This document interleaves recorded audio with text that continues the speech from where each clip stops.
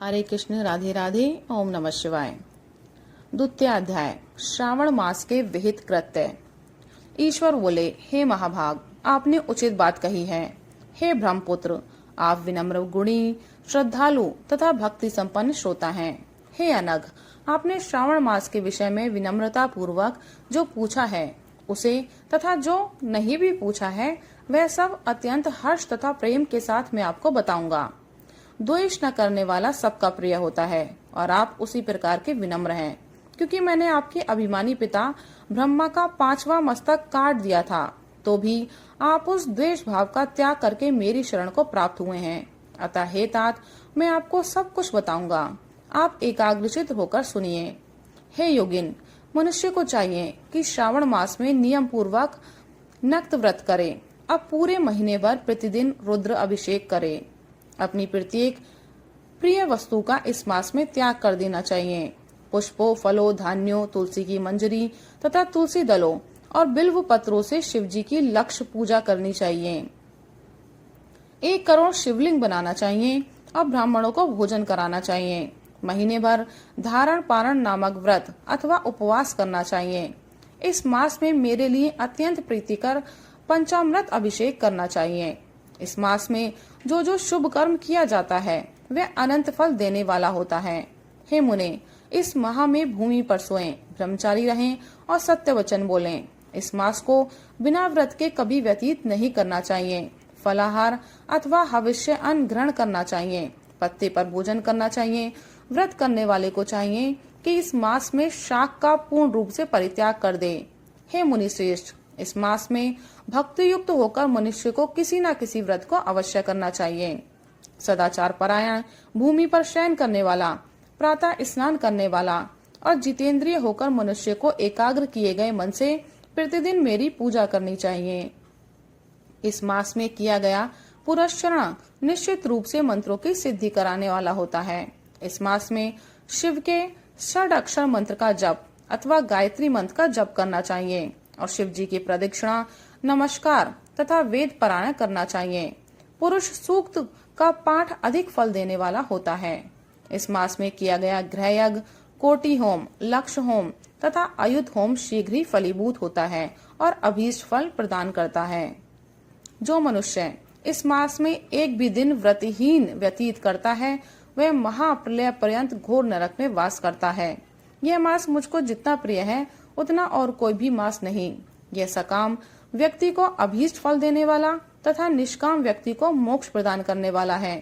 हे सत्तम, इस मास के जो व्रत तथा धर्म हैं उन्हें मुझसे सुनिए। रविवार को सूर्य व्रत तथा सोमवार को मेरी पूजा और नक्त भोजन करना चाहिए। श्रावण के प्रथम सोमवार से आरंभ करके 3.5 महीने का रोटक नामक व्रत किया जाता है। वह सभी वांछित फल प्रदान करने वाला है।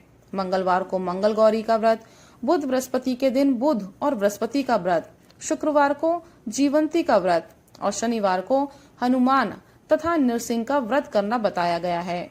हे मुने, आप तिथियों में किए जाने वाले व्रतों का श्रवण करें। श्रावण के शुक्ल पक्ष की द्वितीय तिथि को औदुंबर नामक व्रत होता है। श्रावण के शुक्ल पक्ष की तृतीय तिथि को गौरी व्रत होता है। इसी प्रकार शुक्ल पक्ष की चतुर्थी तिथि को दूर्वा गणपति नामक व्रत किया जाता है।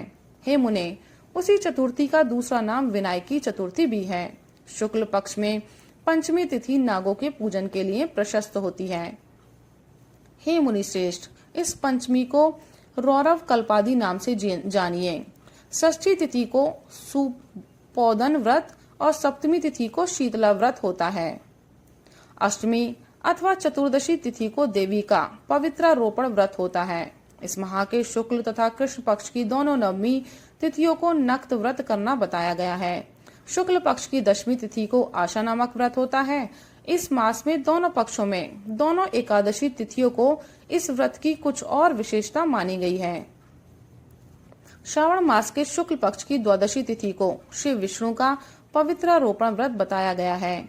इस द्वादशी तिथि में भगवान श्रीधर की पूजा करके मनुष्य परम गति प्राप्त करता है। उत्सर्जन, उपाकर्म, सभादीप, सभा में उपाकर्म, इसके बाद रक्षाबंधन, पुनः श्रवणाकर्म, सर्प बलि और हैग्रीव का अवतार, ये 7 कर्म पूर्णमासी तिथि को करने हेतु बताए गए हैं। श्रावण मास के कृष्ण पक्ष में चतुर्थी तिथि को संकट चतुर्थी व्रत कहा गया है और श्रावण मास के कृष्ण पक्ष की पंचमी तिथि के दिन मानव कल्पादि नामक व्रत को जानना चाहिए। हे द्विजोत्तम, कृष्ण पक्ष की अष्टमी तिथि को श्री कृष्ण का पूर्ण अवतार हुआ। उस दिन उनका अवतार हुआ, अतः महान उत्सव के साथ इस दिन व्रत करना चाहिए। हे मुनिश्रेष्ठ, इस अष्टमी को मनवादी तिथि जानना चाहिए।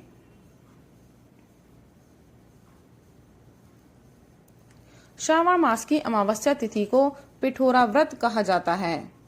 इस तिथि में कुशों का ग्रहण और वृषभों का पूजन किया जाता है। इस मास में शुक्ल पक्ष की प्रतिपदा तिथि से लेकर सब तिथियों के पृथक पृथक देवता हैं। प्रतिपदा तिथि के देवता अग्नि, द्वितीय तिथि के ब्रह्मा, तृतीया की गौरी और चतुर्थी के देवता गणपति हैं। पंचमी के देवता नाग हैं और षष्ठी के देवता कार्तिकेय हैं। सप्तमी के देवता सूर्य और अष्टमी तिथि के देवता शिव हैं।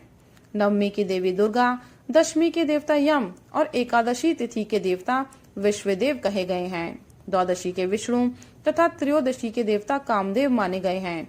चतुर्दशी के देवता शिव, पूर्णिमा के देवता चंद्रमा और अमावस्या के देवता पितर हैं। ये तिथियों के देवता कहे गए हैं। जिस देवता की जो तिथि हो, उस देवता की उसी तिथि में पूजा करनी चाहिए। प्रायः इसी मास में अगस्त्य का उदय होता है। हे मुने, मैं उस काल को बता रहा हूँ, आप एकाग्रचित्त होकर सुनिए। सूर्य के सिंह राशि में प्रवेश करने के दिन से जब 12:40 घड़ी व्यतीत हो जाती है, तब अगस्त्य का उदय होता है। उसके 7 दिन पूर्व से अगस्त्य को अर्घ्य प्रदान करना चाहिए। 12 मासों में सूर्य पृथक पृथक नामों से जाने जाते हैं। उनमें से श्रावण मास में सूर्य गभस्ती नाम वाला होकर तपता है। इस मास में मनुष्यों को भक्ति संपन्न होकर सूर्य की पूजा करनी चाहिए।